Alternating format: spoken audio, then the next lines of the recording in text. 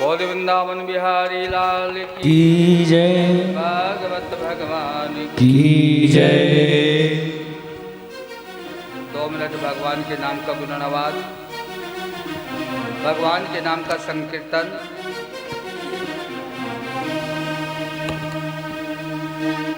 राधे राधे गोविंद गोविंद राधे, राधे राधे गोविंद गोविंद राधे, राधे राधे गोविंद गोविंद राधे, राधे राधे गोविंद गोविंद राधे, गोविंद राधे हरि गोपाल राधे, गोविंद राधे हरि गोपाल राधे, गोविंद राधे हरि गोपाल राधे, गोविंद राधे हरि गोपाल राधे, राधे राधे गोविंद गोविंद राधे, राधे राधे गोविंद गोविंद राधे, राधे राधे गोविंद राधे, राधे राधे गोविंद गोविंद राधे, गोविंद राधे हरि गोपाल राधे, गोविंद राधे हरि गोपाल राधे, गोविंद राधे हरि गोपाल राधे, गोविंद राधे हरि गोपाल राधे, राधे राधे राधे राधे गोविंद गोविंद राधे, गोविंद राधे हरि गोपाल राधे, गोविंद राधे हरि गोपाल राधे,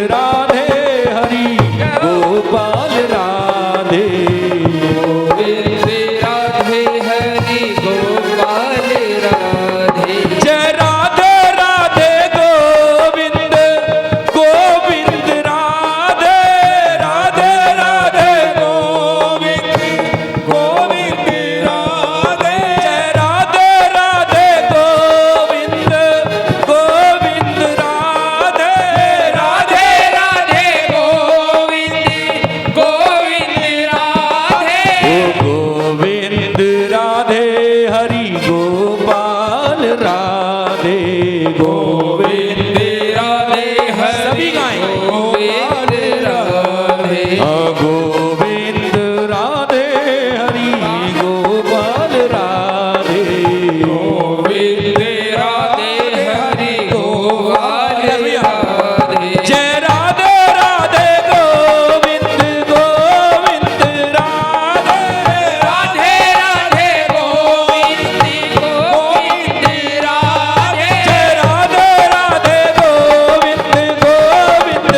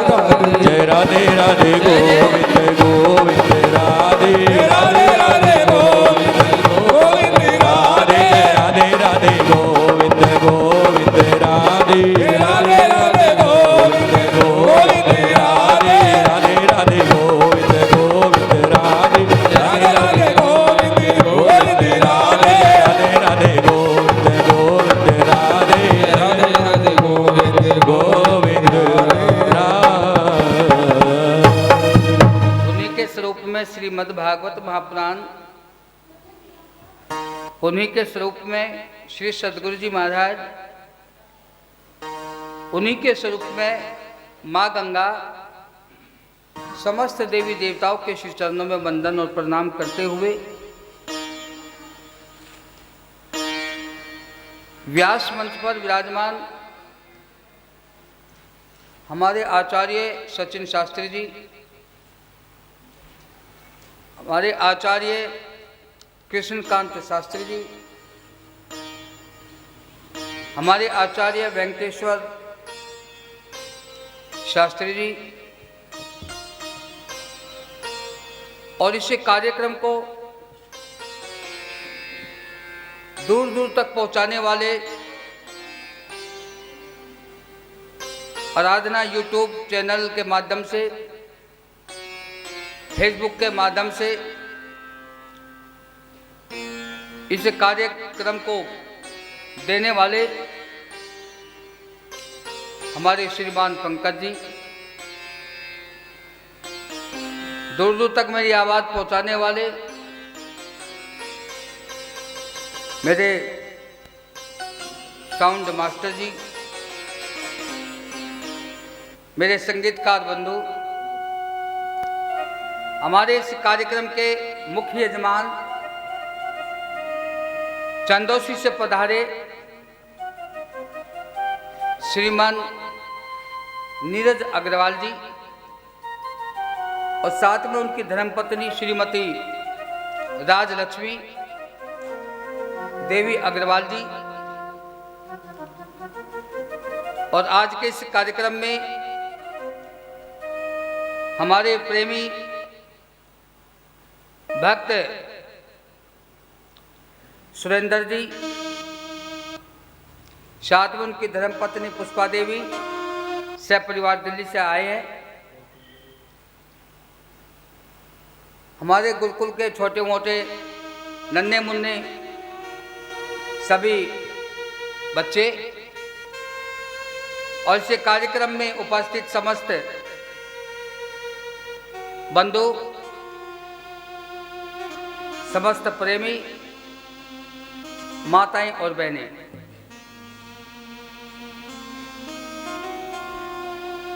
पुरुषोत्तम मास जिसको अधिक मास भी बोला गया, मल मास भी बोला गया, इसको भी मैं थोड़ा संक्षेप में अभी आपको बताऊंगा, लेकिन उससे पहले मैं आपको बता देना चाहता हूं कि इस पुरुषोत्तम मास के पावन अवसर पर मां भागीरथी पतित पावनी मां गंगा के पावन तट पर तीर्थ स्थली ब्रजघाट गढ़मुक्तेश्वर में ये श्रीमद् भागवत की कथा का आयोजन अपने ही गुरु स्थान शीतल आश्रम में आज से प्रारंभ हुआ है। आज प्रातःकाल मेरी माता और बहनों ने, सतप्रेमी भक्तों ने, विद्वत ब्राह्मणों ने, सभी ने मां गंगा को प्रणाम करके, उनको वंदन करके मां गंगा के श्री चरणों से श्रीमद् भागवत की कलश यात्रा बड़ी धूमधाम के साथ में निकाली। और आज गुरु महाराज की भगवान की असीम कृपा से आज के इस कार्यक्रम का प्रारंभ हुआ है। मेरे समस्त धर्म प्रेमी बंधुओं, मेरी माताओं,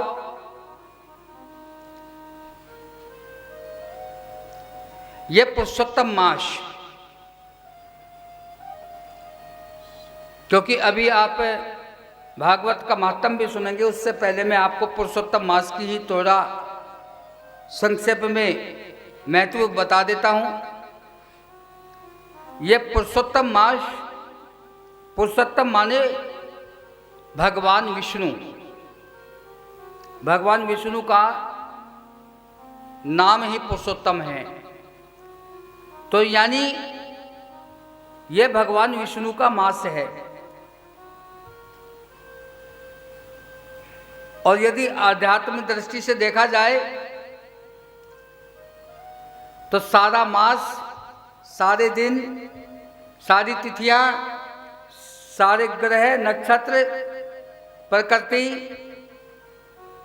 भू थल जल जो है सो उसी के हैं, उसी के ही दिन हैं।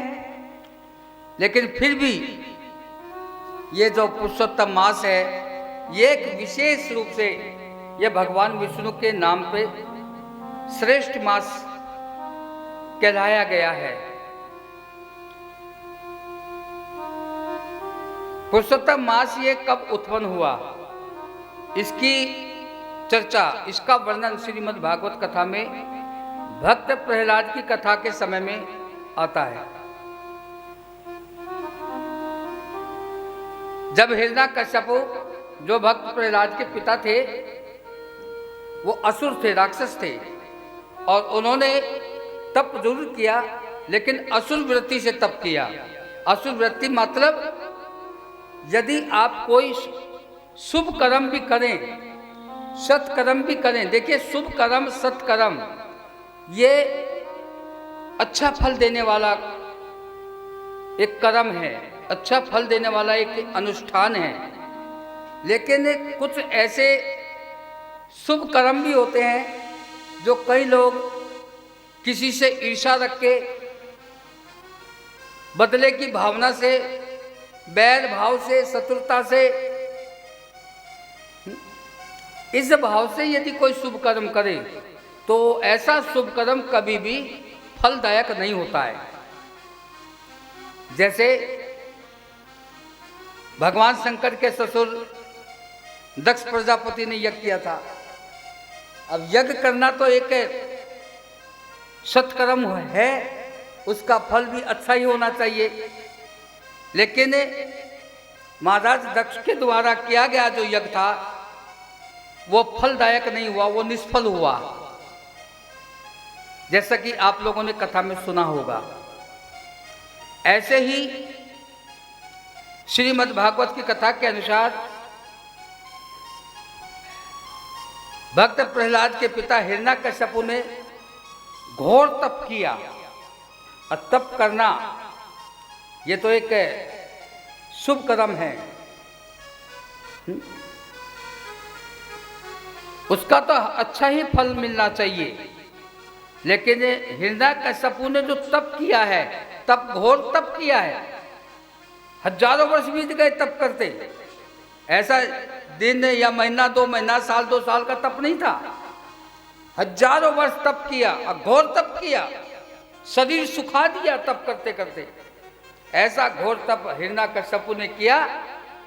लेकिन मनोवृत्ति क्या थी कि मैं तप करके भगवान से अमर होने का वरदान प्राप्त करूं और बाद में मैं स्वयं भगवान बन जाऊं और मनमुखी होकर जो मेरे मन में आए वो मैं कर्म करूं। मुझसे ऊपर, मुझसे ऊंचा, मुझसे बड़ा कोई और ना हो, जो हूं सो मैं हूं, ऐसा मन में भाव उत्पन्न करके और हिरण्यकश्यपु ने अमर वरदान प्राप्त करने के लिए घोर तप किया। अब भाई तप होगा तो भगवान का दर्शन तो होगा ही। जब हिरण्यकश्यपु ने तप किया तो भगवान ब्रह्मा जी प्रकट हुए, वरदान देने को बोले। वरदान मांग लिया, ना दिन में मरूं, ना रात को मरूं, ना बाहर मरूं, ना भीतर मरूं, ना ऊपर मरूं, ना नीचे मरूं, ना किसी पशु पक्षी से मरूं, ना किसी मानव से मरूं, ना गंधर्व किन्नरों से मरूं, और ना इन 12 महीनों में मरूं। आखिर ब्रह्मा जी एक बार तो शांत हो गए, बोले मांग क्या रहा है, और ये तो मेरे बस में है नहीं ये वरदान देना, ये तो मेरे ऊपर भी कोई और सुप्रीम है, मेरे ऊपर भी कोई पावर है, लेकिन जब हिरण्यकश्यप ने कहा महाराज वरदान देने आए हो, मजाक करने आए हो, बोलो। आखिर ब्रह्मा जी ने तथास्तु कह दिया, यानी कि हिरण्यकश्यप को अमर होने का वरदान प्राप्त हो गया। और ब्रह्मा जी बाद में भगवान विष्णु के पास जाकर बोले महाराज एक काम बिगड़ गया। भगवान विष्णु बोले क्या? बोले कि महाराज ऐसा ऐसा वो असुर हिरण्यकश्यप है ना, उसने घोर तप किया, उसके तप से प्रभाव से प्रसन्न होकर के मैं वरदान देने पहुंच गया। उसने तो वरदान ऐसा मांग लिया महाराज, तथास्तु तो बोल दिया, मुझसे एक काम बिगड़ गया, पर आप ही जानो महाराज कैसे होगा, क्या होगा। बोले क्या वरदान मांगा? बोले ना दिन में मरूँ, ना बाहर मरूँ, ना ऊपर मरूँ, ना नीचे मरूँ, ना 12 महीने में मरूँ। बोले रे चलो ब्रह्मा जी कोई बात नहीं, लग जाओ अपने काम में ही, अब समय आएगा तो देखा जाएगा। अब ये तो भगवान है, सर्व मालिक हैं भैया, हैं, उनसे भी कोई काम ऐसा है क्या कि जो उनसे बचा हुआ है? सर्वशक्तिमान है वो। तो आखिर क्या हुआ कि जब एक दिन समय व्यतीत हुआ और भक्त प्रहलाद की भक्ति से प्रसन्न होकर और भक्त प्रहलाद के वचनानुसार, क्योंकि हिरण्यकश्यप जब घोर अत्याचार कर रहा था और भक्त प्रहलाद को यातनाएं दे रहा था, भगवान से जब वह सहन नहीं हुआ, भगवान को तो प्रकट होना ही था, लेकिन उस समय पर हिरण्यकश्यप के मुख से ये वचन निकले कि आज मैं तुझे देखता हूं कि तुझे बचाने वाला जो है वो कौन है और कब आता है, कहां से आता है, मैं उसको देखना चाहता हूं। आज तो आर या पार है, या तो आज मैं मारूंगा या तुझे मारूंगा। अब मैं देखता हूं तेरे बचाने वाला कौन और कहां से आता है, कहां है तेरा भगवान। तो प्रहलाद जी ने तो बोल दिया कि हरि व्यापक सर्वत्र, हरि व्यापक सर्वत्र समाना, हरि व्यापक सर्वत्र समाना, प्रेम से प्रगट होई मैं जाना, ओ प्रेम से प्रगट होई मैं जाना। भक्त प्रहलाद बोले पिताजी आप पूछते हो कि कहाँ है तेरा भगवान? तो पिताजी मेरा भगवान कहाँ है? मैं वो कौन सी जगह आपको बताऊं जहां वो नहीं है? कहाँ नहीं है वो?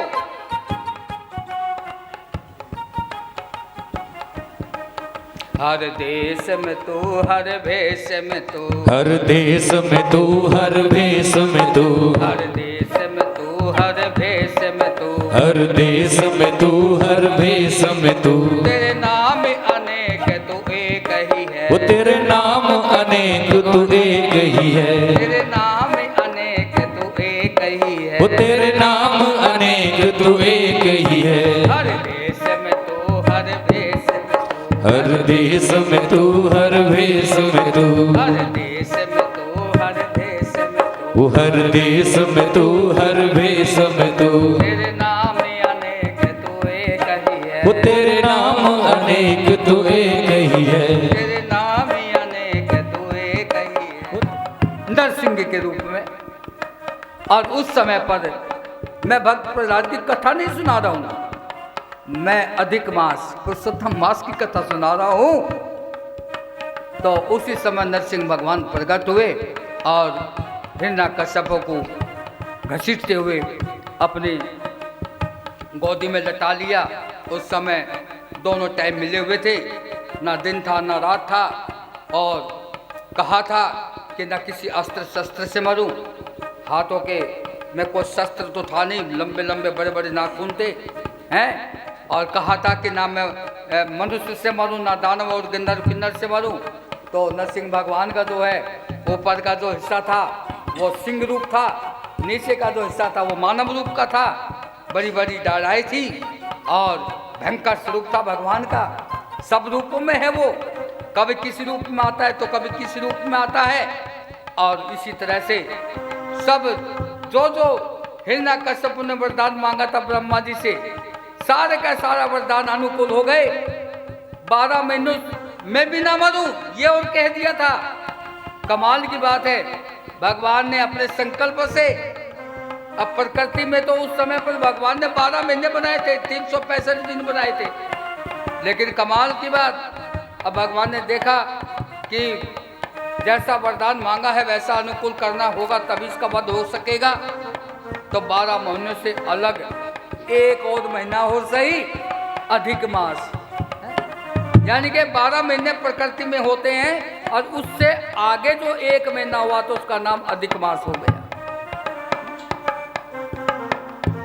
तो भगवान विष्णु इस मास में प्रकट हुए, यानी कि नरसिंह भगवान जो है, पुरुषोत्तम भगवान जो है इस मास में प्रकट हुए।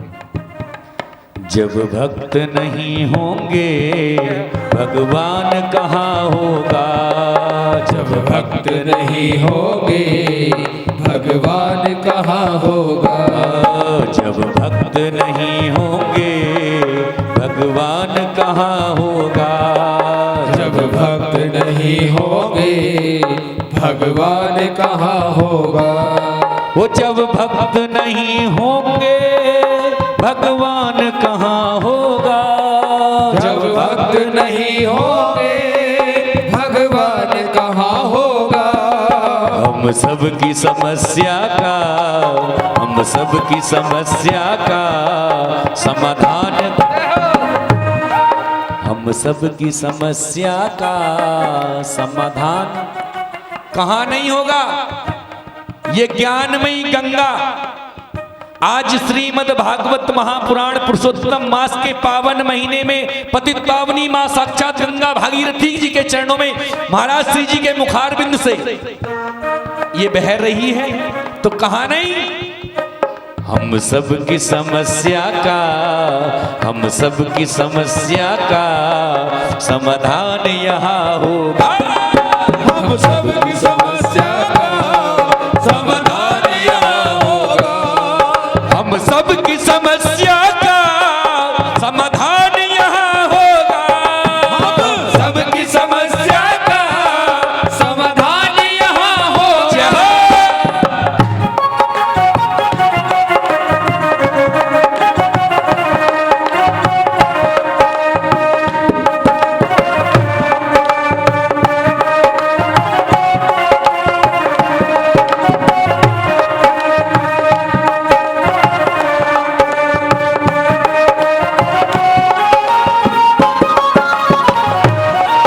पंडित भी होते हैं विद्वान भी होते हैं, पंडित भी होते हैं विद्वान भी होते हैं, पंडित भी होते हैं विद्वान भी होते हैं, पंडित भी होते हैं विद्वान भी होते हैं। पर रावण की जैसा, पर रावण की जैसा विद्वान कहाँ होगा, पर रावण के जैसा विद्वान कहाँ होगा। हम सब की समस्या का समाधान यहाँ होगा, हम सब की समस्या का समाधान यहाँ होगा।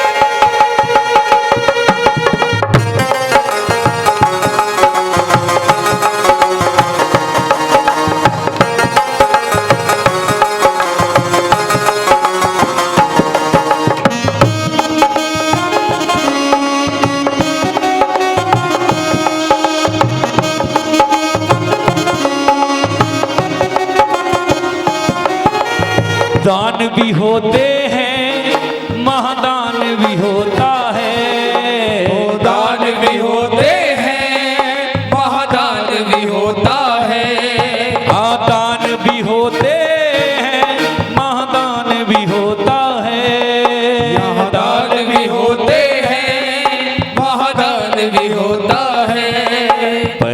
कन्यादान जैसा, पर कन्यादान जैसा महादान कहाँ होगा। पर कन्यादान जैसा महादान यहाँ होगा। हम सबकी समस्या का समाधान यहाँ होगा। हम सबकी समस्या का समाधान यहाँ होगा। मित्र भी होते हैं, बंधु भी होते हैं। मित्र भी होते हैं, बंधु भी होते हैं। मित्र भी होते हैं, बंधु भी होते हैं। मित्र भी होते हैं, बंधु भी होते हैं। पर मित्र सुदामा सा, पर भक्त सुदामा सा मेरा यार कहाँ होगा।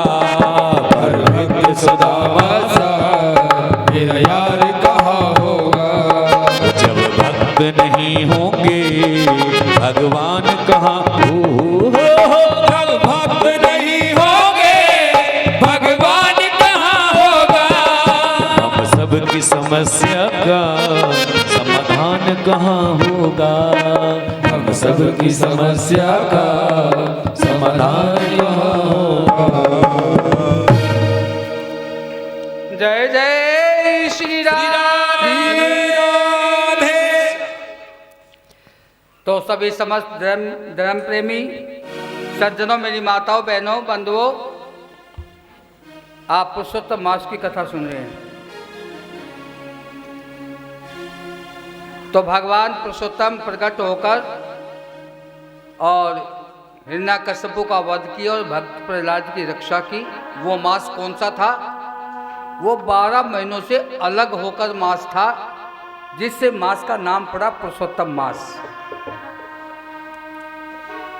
12 महीनों से अलग महीना हो गया, इसलिए नाम पड़ा अधिक मास।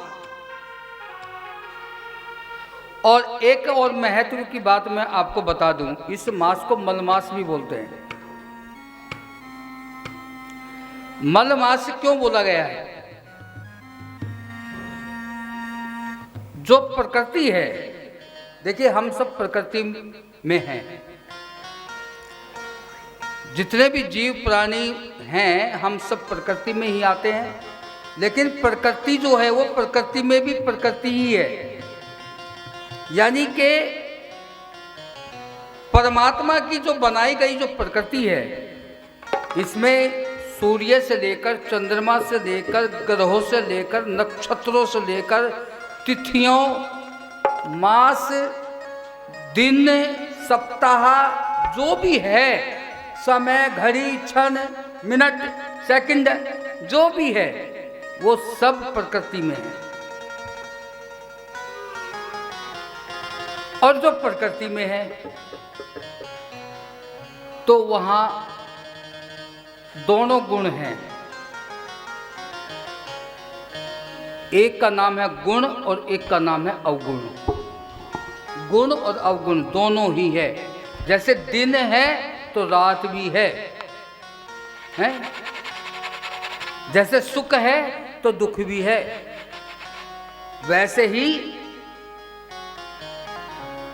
इस प्रकृति में गुण भी है, अवगुण भी है। अब आपको और साधारण तरीके से समझा देता हूं कि हम लोग प्रतिदिन स्नान करके ध्यान करके एकदम स्वच्छ साफ सुंदर बन जाते हैं और अच्छा स्वादिष्ट भोजन करते हैं। बिना स्वाद का कोई भोजन करता है?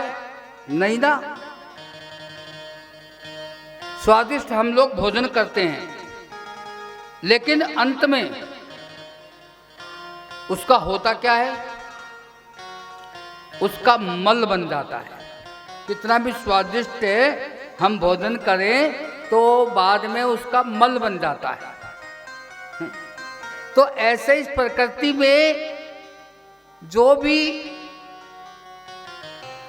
ग्रह, नक्षत्र, दिन, तिथि, मास जो भी है, उन सब का जो भी एक मलिनता है, या यूं कहे अवगुणता है, वो कहीं ना कहीं उसका अपना असर तो होता ही है। तो वो प्रभाव असर होते होते होते होते तीसरे साल वो मलिनता का एक मास से बनकर तैयार हो जाता है।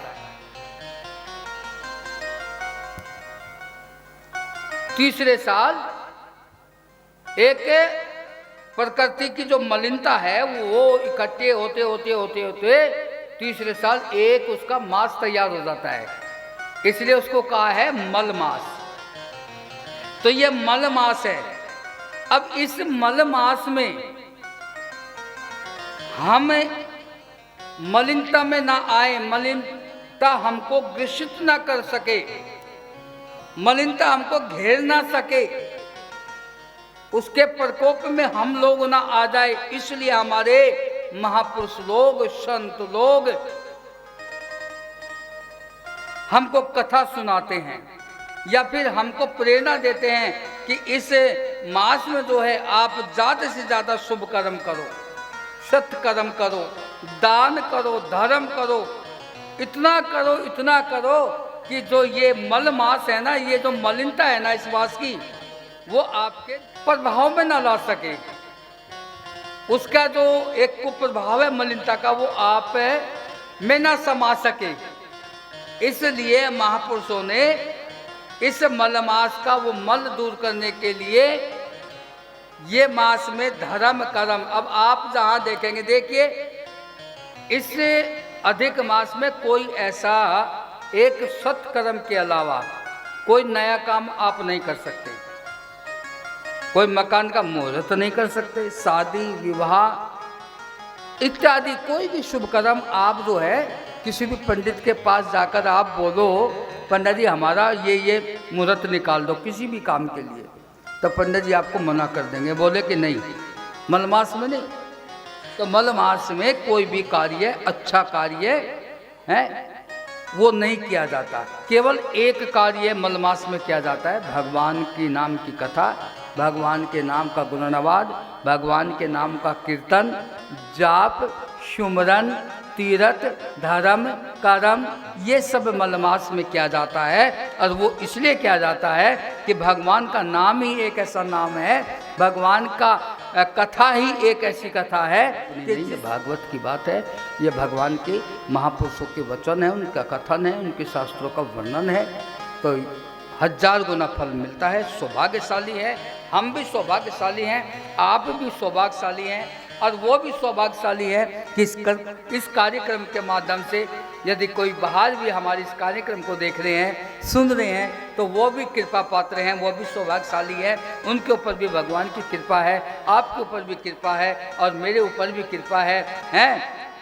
बस अंतर इतना है कि शायद मेरे ऊपर डबल कृपा होगी, आप पर कृपा होगी तो मुझ पर डबल कृपा होगी, क्योंकि मैं दो काम एक साथ कर रहा हूँ, मैं कथा को सुन भी रहा हूँ और सुना भी रहा हूँ, हैं? और यह भागवत कथा जो है गंगा के किनारे हो रही है, यह हमारा अपना परम सौभाग्य है, साथ ही साथ गुरु महाराज के स्थान पर हो रही है, हैं? गुरु का स्थान जो है मृत्यु लोक का वैकुंठ होता है, ये भी शास्त्रों में वर्णन इसका आया है, गुरु स्थान का एक बहुत बड़ा महत्व बन जाता है। तो परम सौभाग्य है हमारा कि तीर्थ नगरी ब्रजघाट में है गढ़ मुक्तेश्वर का भी एक बहुत बड़ा इतिहास है, समय आने पर है कथा के अनुसार वो भी मैं आपको बताऊंगा। तो गढ़ मुक्तेश्वर वैसे तो नारद जी आदि नारायण भगवान के जो है तीसरे परम वक्ता हुए। एक बार देवश्री नारद जी भ्रमण करते हुए नारायण नारायण हरि बोलते गाते घूमते फिरते वहां जा पहुंचे जहां व्यास जी एकांत में बैठे चिंतन कर रहे थे। नारद जी पहुंचे तो व्यास जी ने नारद जी को आते देखा तो व्यास जी महाराज खड़े हो गए और उनको प्रणाम किया। ओ भाग्य महाराज, मेरा बड़ी कृपा आपने की, आइए पधारिए। व्यास जी ने नारद जी को बड़े आदर पूर्वक आसन दे करके बैठाया, लेकिन व्यास जी के चेहरे पर उदासी थी। अब एक बात है, ये चेहरा जो होता है ना हमारा, तो ये सब कुछ बता देता है। ये दर्पण देखते हैं ना हम लोग, शीशा में जो दर्शन करते हैं, अपने आप को देखते हैं? उस दर्पण से बड़ा दर्पण जो है हमारा चेहरा होता है। हमारे अंदर कब क्या चल रहा होता है, कब क्या घटित होता रहता है, तो वो हमारा चेहरा बता देता है। तो ऐसे ही व्यास जी का चेहरा उदास था, और नारद जी ने जब व्यास जी को देखा तो नारद जी व्यास जी से बोले कि महाराज क्या बात है, आप कुछ लग रहा है चिंतित हो, कुछ परेशान से हो, है? मन में कुछ परेशानी है आपको, कुछ क्या है, अशांति है क्या आपके मन में? व्यास जी हाथ जोड़ के बोले कि महाराज आप तो संत हैं, आप क्या नहीं जानते, आप सब कुछ जानते हो, गद गद के वासी हो आप तो महाराज आपको सब मालूम है, मुझसे क्या पूछ रहे हो आप? नहीं नहीं व्यास जी महाराज क्या हुआ, क्या बात है, आपको कुछ लगता है, आपका मन परेशान है, बताओ ना क्या बात है? व्यास जी बोले महाराज मैं क्या बताऊं आपको, बताऊं तो उसको ना बताऊं जो नहीं जानता हूं, आप तो गदगद के वासी मन के जानने वाले, आपको मैं बताऊं तो क्या बताऊं, आप तो महाराज सब जानते हो। नारद जी बोले व्यास जी मेरे को बड़ा आश्चर्य हो रहा है एक बात का। बोले महाराज क्या? बोले कि आपने इतने बड़े बड़े शास्त्र ग्रंथ पुराण ये सब आपने लिखे, इतने बड़े आप ज्ञानी हो, भगवान की आप पर कृपा है, महापुरुष हैं आप, संत हैं आप, तो आप इतने बड़े ज्ञानी हो जाने के बाद भी इतने ग्रंथ और वेद और शास्त्र पुराणों का वर्णन करने वाले आप, अब फिर भी आपके चेहरे पर उदासी, आपका मन में अशांति, ये सब। व्यास जी बोले मेरे को नहीं मालूम महाराज, बस मैं इतना जानता हूँ कि जो आपने कहा ना कि मैं चिंतित सा हूँ, मैं अशांत सा हूँ, हाँ इतना मैं जानता हूँ कि वास्तव में महाराज मेरा मन अशांत है, मैं खुश नहीं हूँ, लेकिन किस कारण मैं अशांत हूँ ये मैं नहीं बता सकता।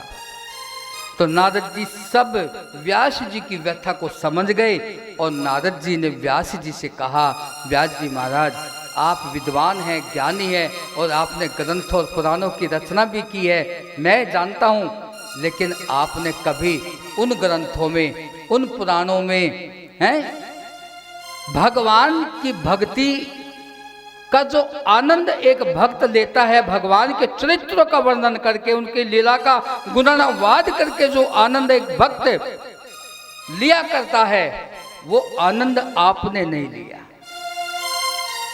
आपने अपने पुराणों में, अपने ग्रंथों में भगवान के चरित्रों का, उनकी लीलाओं का गुणानुवाद आपने नहीं किया। एक भक्त भगवान की भक्ति से प्रसन्न होकर किस तरह से नाचता है, गाता है, और जो आनंद जो वो उठाता है भगवान के लिए, वो ज्ञान वो आपने अपने ग्रंथों में, अपने पुराणों में नहीं लिखा। व्यास जी हाथ जोड़ के बोले हाँ महाराज ठीक कहते हैं।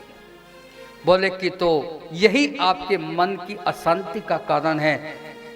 तो व्यास जी बोले महाराज अब मुझे क्या करना है? नारद जी बोले कि आपको एक काम करना होगा कि आप भगवान का सुमरण करें, उनका भजन करें, और यदि भगवान की कृपा हो जाए आप पर तो आप श्रीमद् भागवत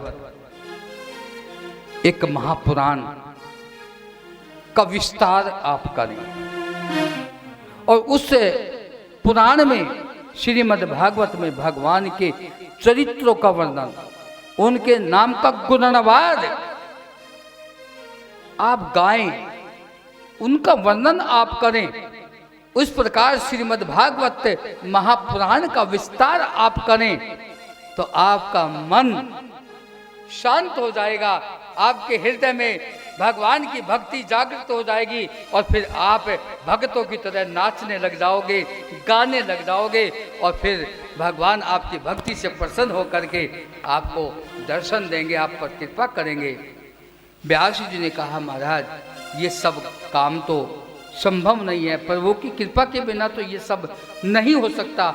नारद जी बोले हाँ ये तो मैं भी जानता हूँ, भगवान की कृपा के बिना ये सब नहीं हो सकता, पर भगवान की कृपा मनाएं, और जब हम उनकी कृपा मनाएंगे, जब हम मनौती मांगेंगे तो भगवान शुभ काम के लिए एकदम दौड़ पड़ते हैं।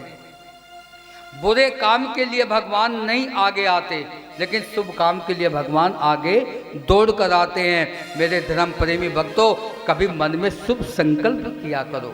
कई लोग संकल्प करने से डरते हैं, मन में तो सोचते हैं मैं भागवत कथा कराऊं, मैं राम कथा कराऊं, मैं ये अनुष्ठान कराऊं, यज्ञ कराऊं, मन में सोचा करते हैं, लेकिन संकल्प करने से डरते हैं, बोलने में भी डरते हैं। क्यों डरते हैं? इसलिए डरते हैं कि कहीं किसी को बोल दिया, गुरुजी आए हैं उनको बोल दिया, तो फिर कहीं गुरुजी कहना दे कि हाँ तूने बोला था क्यों नहीं कराया, करा, पीछे ना पड़ जाए हैं, और कहीं कराना ना पड़ जाए, कोई कराने की स्थिति में मैं ना हूँ और बोल दिया तो कराना पड़ेगा, पाप लगेगा, नहीं होगा तो। ऐसा सोच सोच करके कई लोग मन में सोचते सोचते भी बोलते नहीं हैं। लेकिन मेरे गुरु महाराज कहते हैं कि यदि मन में शुभ संकल्प आ जाए तो जरूर बोल देना भाई, है? कर नहीं सको कोई बात नहीं, हो नहीं सका कोई बात नहीं, लेकिन शुभ संकल्प मन में आए तो बोल जरूर देना, क्योंकि आपके मन में आया हुआ शुभ संकल्प यदि आप बोल दोगे तो मैं आपको इस व्यासपीठ से विश्वास दिलाता हूँ कि मेरे प्रभु इतने दयालु हैं, मेरे ठाकुर जी ऐसे कृपालु हैं कि आपके मन से बोला गया, मुख से बोला गया शुभ संकल्प अवश्य पूर्ण होगा, अवश्य पूर्ण होगा। कब होगा ये मुझसे मत पूछना, पर इतना जरूर बता दूंगा, भागवत भगवान के हाथ लगागे कि वो शुभ संकल्प आपका पूर्ण होगा। कब होगा ये मत पूछना, क्यों? क्योंकि शुभ संकल्प आपने मन में किया है, बोला है, उसमें आपको कई लाभ होंगे। एक तो शुभ संकल्प आपने किया तो आपका भाव बना कि मैं एक शुभ कर्म करने जा रहा हूँ, शुभ कर्म मैं करूँगा, हे प्रभु मुझसे शुभ कर्म कराना, ऐसा आपने भाव बनाया है। और भगवान फिर उस शुभ कर्म को कराने के लिए आपके साथ हो लिए। हो सकता है कि आपके ऐसे कोई कर्म नहीं रहे होंगे, कोई बुरे कर्म आपके साथ लग गए होंगे जिससे कि आप अपना शुभ संकल्प नहीं पूरा कर पा रहे हो, या कोई जन्म का संस्कार प्रारब्ध आपका ऐसा लग गया, ऐसा हो गया कि आपका पास में कोई साधन नहीं है, कोई आर्थिक स्थिति भी ठीक नहीं है, आप वो शुभ कर्म करा भी नहीं सकते, आपके पास बल नहीं, आपके पास धन नहीं, आपके पास समाज नहीं है, कोई सहायक नहीं, आप वो शुभ संकल्प पूरा कराने में हर प्रकार से असमर्थ हैं, हर प्रकार से असमर्थ हैं, लेकिन फिर भी आप वो शुभ संकल्प जरूर पूरा कराएंगे। मेरे भगवान कब कराएंगे मैं आपको बता दूं, या तो इसी जन्म में कराएंगे, कराएंगे जरूर कराएंगे। और किसी कारण से प्रेमियों, यदि आप इस जन्म में शुभ संकल्प से वंचित रह गए, शुभ संकल्प आपने किया था, मन से बोला था और कर नहीं सके, तो चिंता मत करना, फिर भी आपके हाथ लड्डू आ गया, मन में शुभ संकल्प किया तो आपके हाथ में लड्डू आ ही गया, भगवान का प्रसाद आ ही गया। अब वो संकल्प आप पूरा नहीं करा सके, किसी कारणवश, कोई प्रारब्धवश नहीं करा सके, लेकिन आप भूल सकते हो संकल्प देके, लेकिन भगवान नहीं भूलता।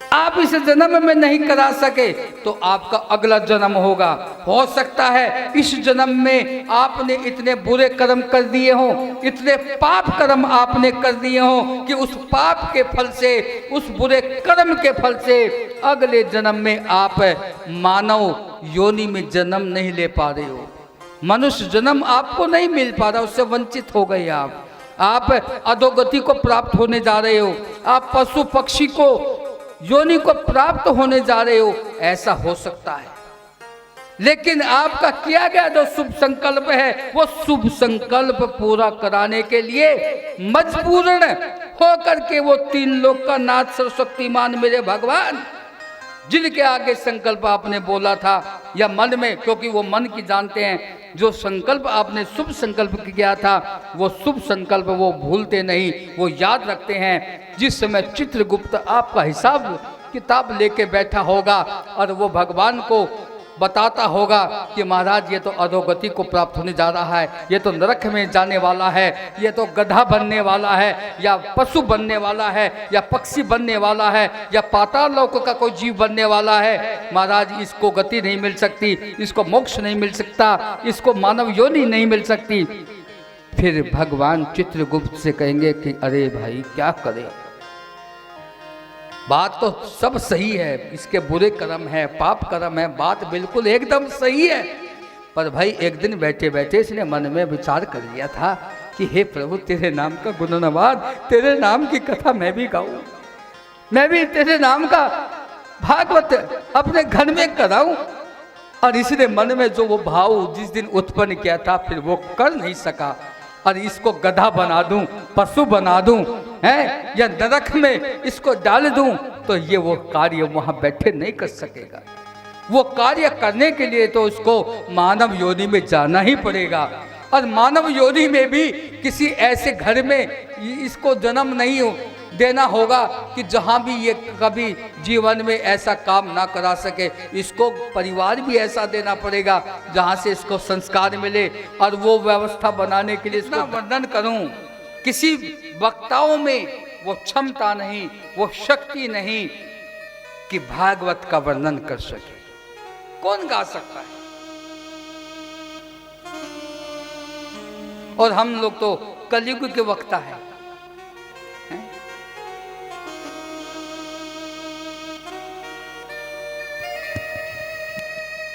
भगवान शिव, भगवान नारायण, भगवान ब्रह्मा जी जैसे वक्ताओं को बाद में आदि आदि नीति नीति करना पड़ता है।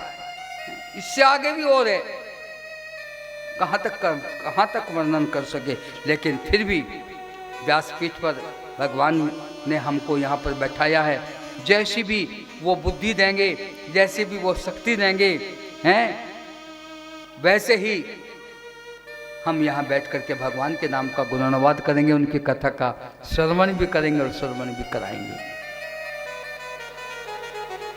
इससे आगे भागवत जो है, देखिए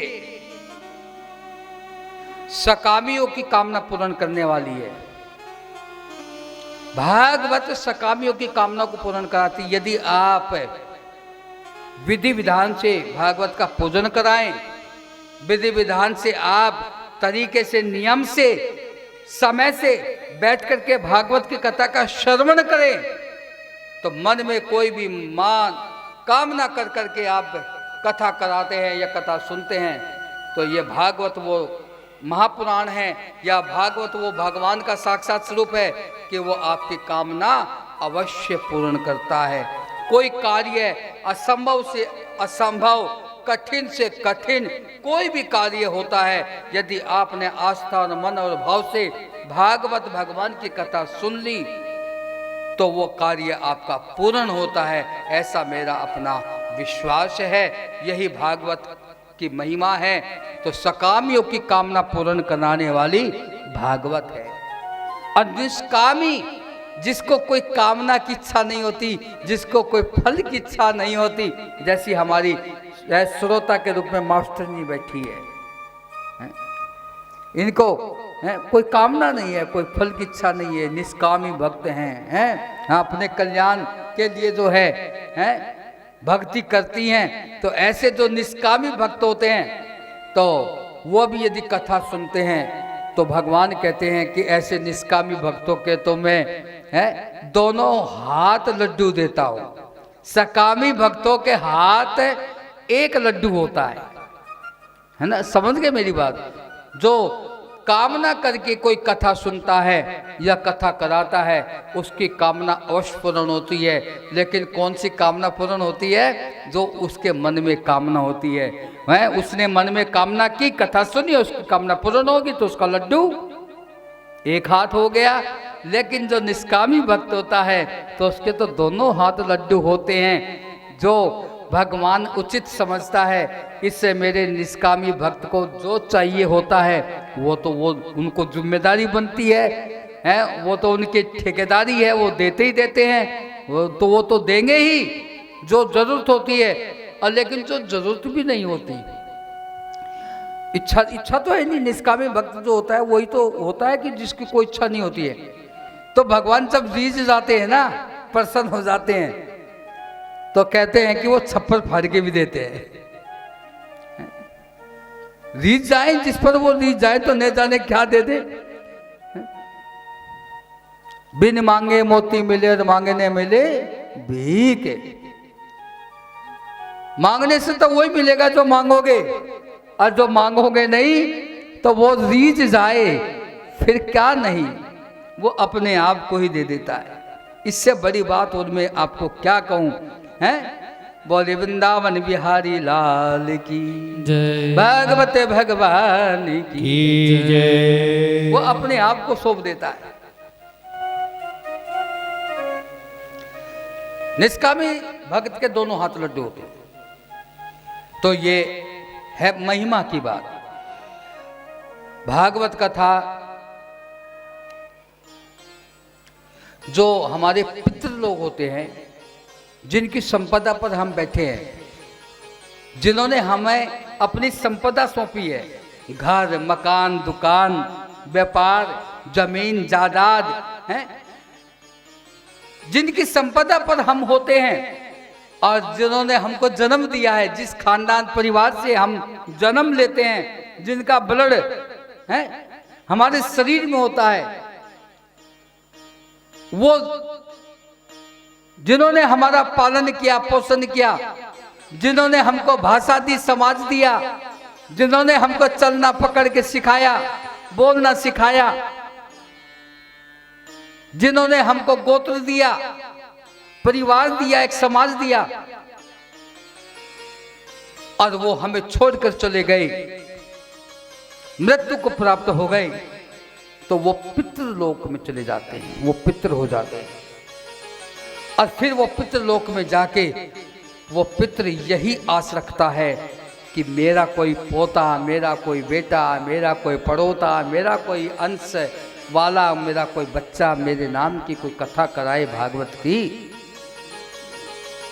तब हमारी आत्मा को शांति मिले। देखिए पितृ दो प्रकार के होते हैं। एक पितृ वो होता है जो अच्छे कर्म करने वाला होता है। मृत्यु लोक में जब रहता है तब अच्छे कर्म करे, तो मृत्यु के बाद में उसको या तो भगवान की शरण में स्थान मिल जाता है, और ज़्यादा अच्छा कर्म करने वाला होता है तो वो भगवान में विलय हो जाता है। उसको कहते हैं मोक्ष प्राप्त, मुक्ति प्राप्त हो गई। थोड़ा कम करने वाला पुण्य कर्म करने वाला होता है तो उसको भगवान की शरण मिल जाती है, उनको स्थान मिल जाता है भगवान की शरण में। और थोड़ा कम करने वाला होता है तो उसको कुछ समय तक स्वर्गलोक में, स्वर्गलोक का सुख भोग के फिर मनुष्य योनि में आना पड़ता है, फिर जन्म लेना पड़ता है। और कुछ पितृ ऐसे होते हैं कि जो मृत्यु लोक में रह के खूब माड़े कर्म करते हैं, पाप कर्म करते हैं, और फिर वो बाद में मृत्यु के बाद में अधोगति को प्राप्त होते हैं। उनको योनि नहीं मिलती, उनको कोई लोक नहीं मिलता, उनको स्थान नहीं मिलता, उनकी आत्मा भटकती है इधर उधर दाएं बाएं। और जब उनकी आत्मा भटकती है तो उसको कहते हैं प्रेत योनि को प्राप्त हो जाना, भूत बन जाना है।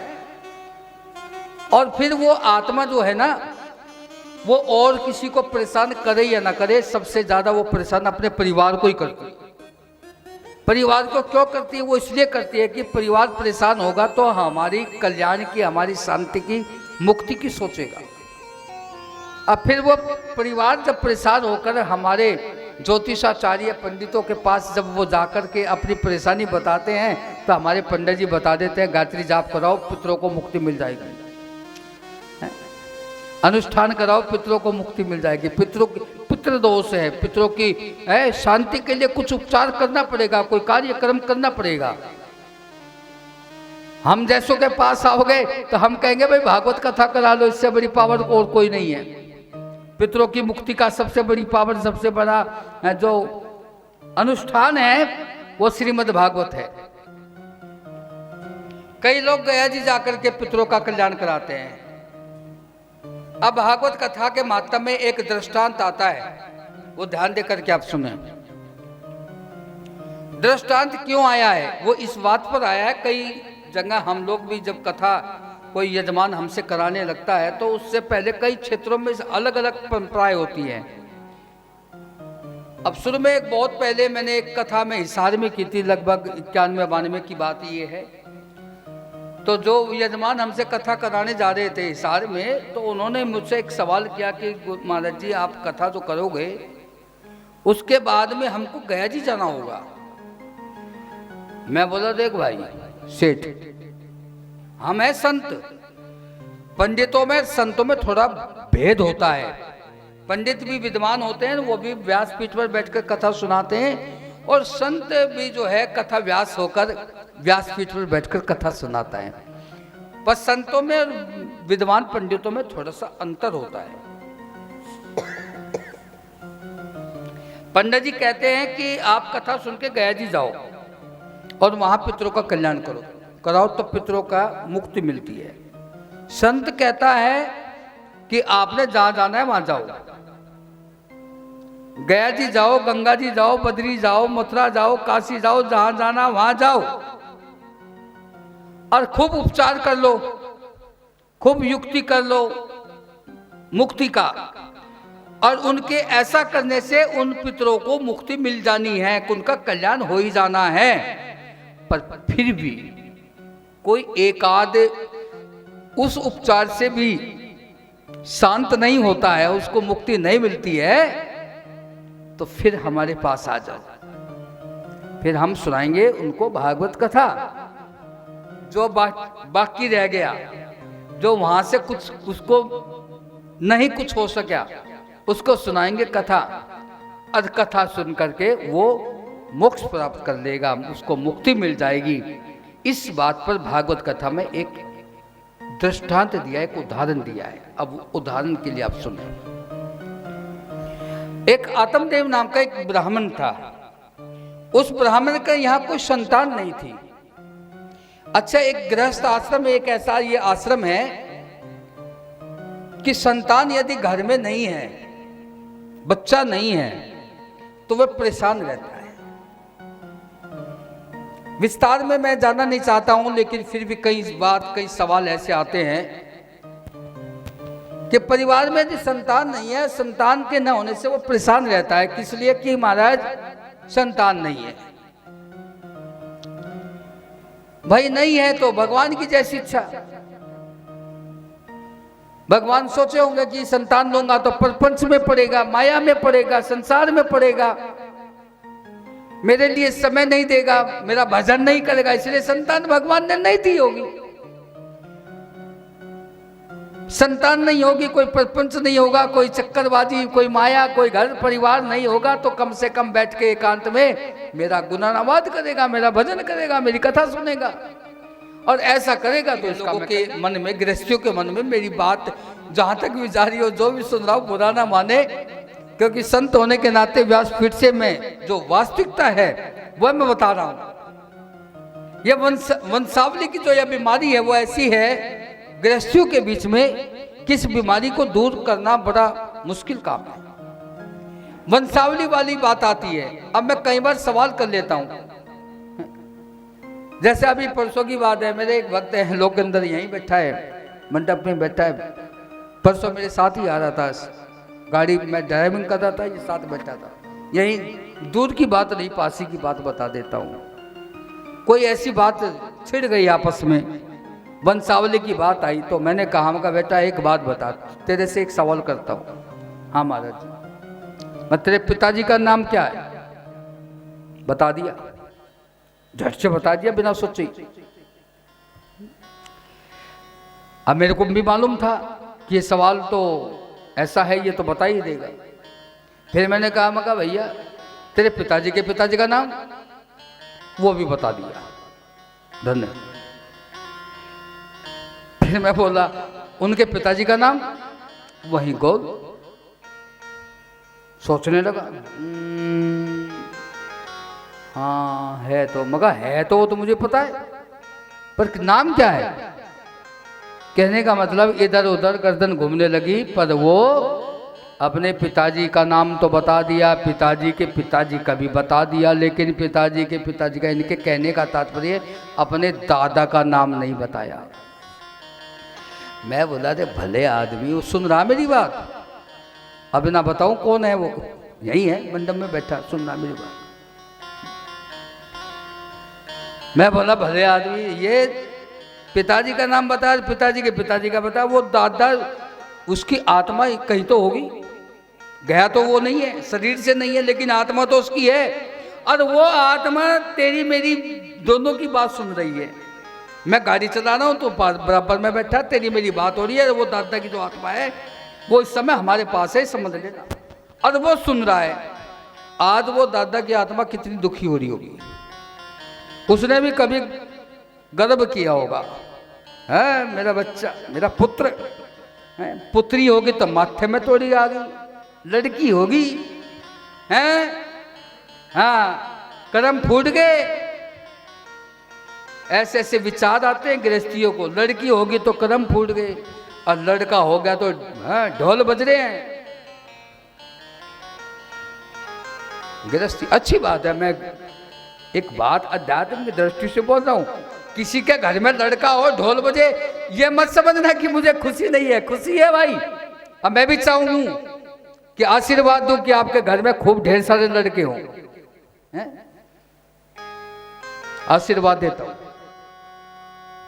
लेकिन एक बात बता रहा हूं, तो जो दादा की जो आत्मा है वो कितनी दुखी हुई होगी कि एक मेरा पोता, अरे तीसरी पीढ़ी में तो है, वो मेरा नाम नहीं जानता, वो मेरा नाम भुला दिया, मेरी संपदा पे, मेरे परिवार में, मेरे खानदान में, मेरे बलड मेरा है, समाज मेरा, गोत्र मेरा, परिवार मेरा, संपदा मेरी, जमीन मेरी, जायदाद मेरी, सब कुछ मेरा, और मेरे घर में मेरे पास मेरा पोता होकर मेरा नाम नहीं जानता, इससे बड़े दुख की बात और क्या होगी। वो कितनी गाली दिया होगा उस टाइम पे। अब मैंने बोला, मगर अच्छा बेटा अब दूसरा पर्सन है, राम जी का नाम जाने है? बोले हाँ जी, वो राम अयोध्या वाले, मगर हाँ वही। मगर कृष्ण जी का नाम जाने? बोले हाँ जी। मगर नानक जी का? बोले हाँ जी। रहीम का? बोले हाँ जी। कबीर का? बोले हाँ जी। मीरा का? बोले हाँ जी। मगर भाई ये तेरे गोत्र के हैं, या तेरी बिरादरी के हैं, या तेरे समाज और परिवार के हैं? कौन है ये? ना जी मेरी बिरादरी के, मेरे गोत्र के तो नहीं है। तो फिर इनका नाम तुझे क्यों याद है? तेरे तीसरी पीढ़ी के दादा का तेरे नाम याद नहीं है। राम लाखों साल पहले हुआ था, हजारों साल पहले त्रेता युग में, हैं?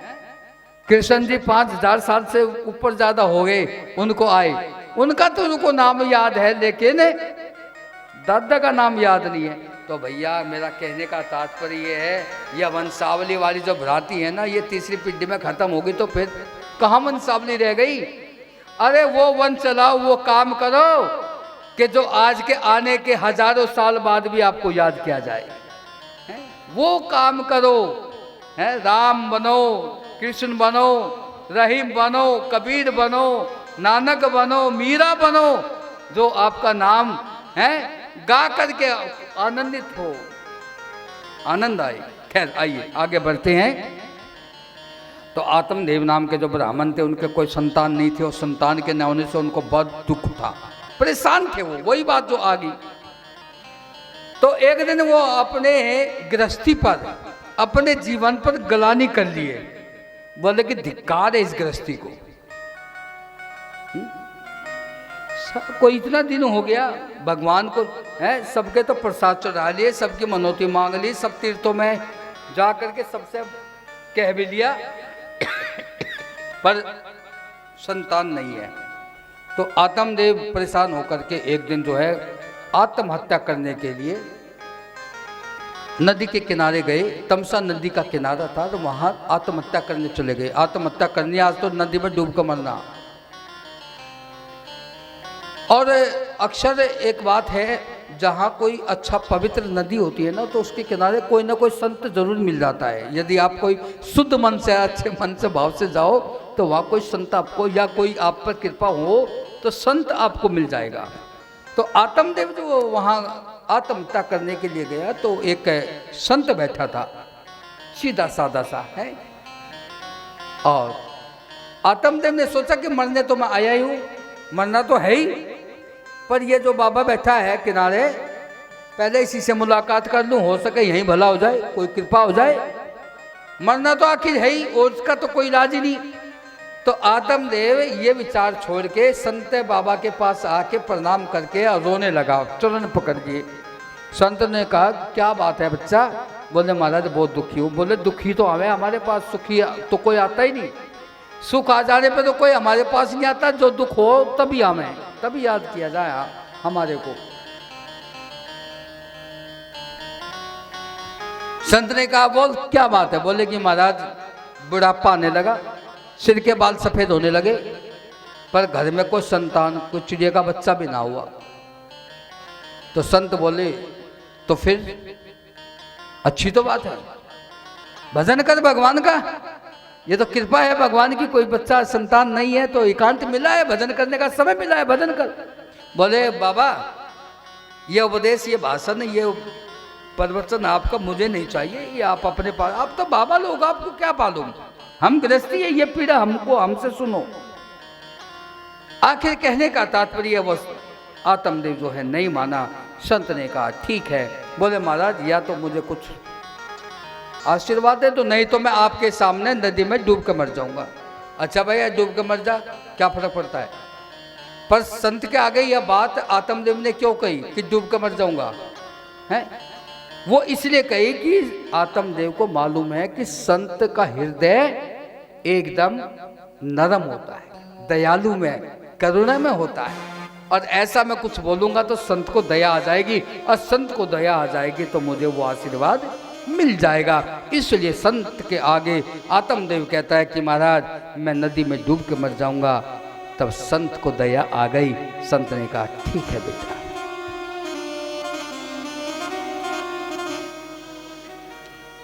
तब संत ने के पास में एक थैला था, थैला समझते हो, बैग हाथ में जो रखते हैं आप हैं, वो एक बैग था, एक झोली थी, संत की झोली होती है, आपका बैग होता है, संत की झोली होती है। तो संत की जो झोली थी तो उसमें एक फल रखा था। तो संत ने, आत्मदेव ने वो फल झोली से निकाला,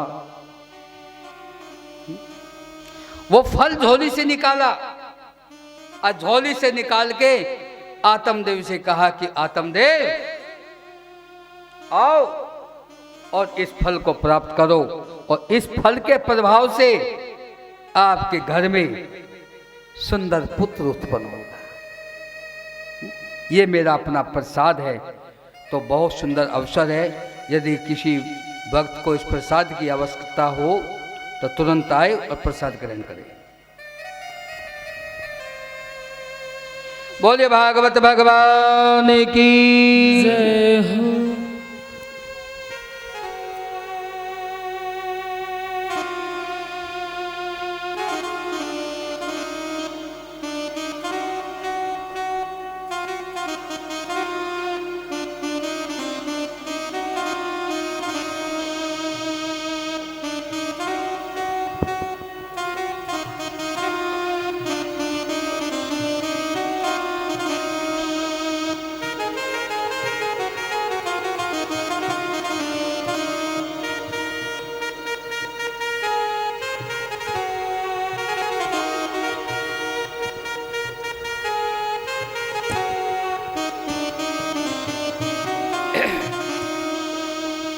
बोले भागवत भगवान की जय हो। तो संत ने आत्मदेव को झोली से फल निकाल करके भेंट किया, और आत्मदेव ने उस प्रसाद को लेकर के, और संत ने कहा था कि आप ही अपने इस फल को जो है अपनी पत्नी को दे देना। तो आत्मदेव ने वह फल संत का जो हाथ का दिया गया फल था वो अपनी पत्नी को दे दिया। लेकिन आत्मदेव की पत्नी का नाम था धुंधली,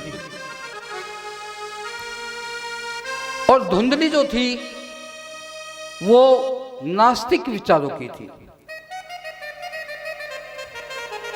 और जिस समय संत ने वो प्रसाद धुंधली को दिया तो उस समय धुंधली के पास में धुंधली की बहन भी बैठी हुई थी। अब धुंधली ने जो है, धुंधली की बहन जो थी वो पास में बैठी थी। धुंधली नहीं चाहती थी